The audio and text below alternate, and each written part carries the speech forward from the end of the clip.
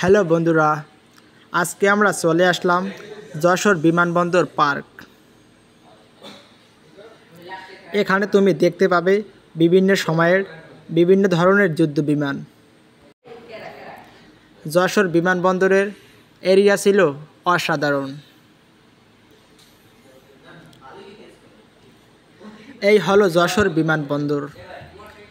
পার্কটি একেবারে বিমানবন্দরের কাছেই। শহরের প্রাণকেন্দ্র, দরাটানা থেকে 50 টাকা ভাড়া, সহজেই যেতে পারবেন।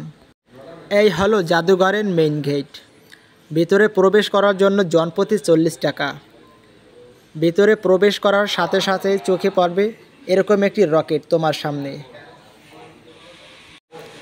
এইটা একটা যুদ্ধ বিমান।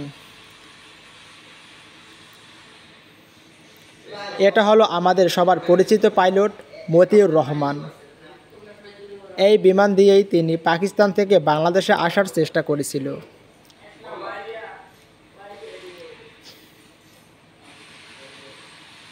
এই বিমানটা এত কাছ থেকে দেখা বা ছুঁয়ে দেখা সত্যিই ভাগ্যের ব্যাপার। এটা শুধু যশোর বিমানবন্দর আসলেই দেখা সম্ভব। এটা এখন যশোর বিমানবন্দরে সংরক্ষিত রয়েছে। এখানে আরও দেখতে পাবেন বিমান বাহিনীর ব্যবহৃত একটি রাডার।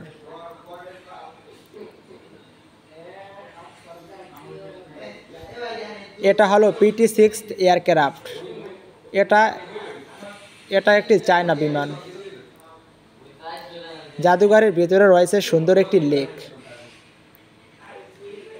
পুরা এরিয়া জুড়ে সাজানো রয়েছে এরকম বিমান বাহিনীর। এটা হলো T-37, যা USA বানানো একটি বিমান। এটা হলো ফ্রান্স থেকে নির্মিত একটি বিমান।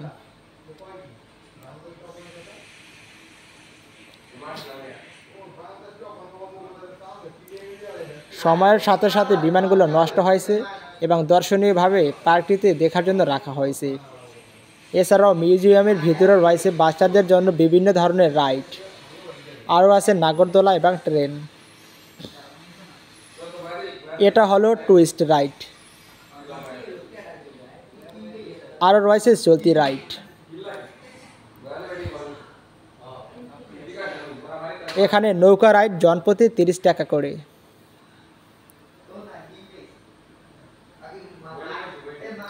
পার্কটির ভিতরে রয়েছে মোটর বাইক রাইড।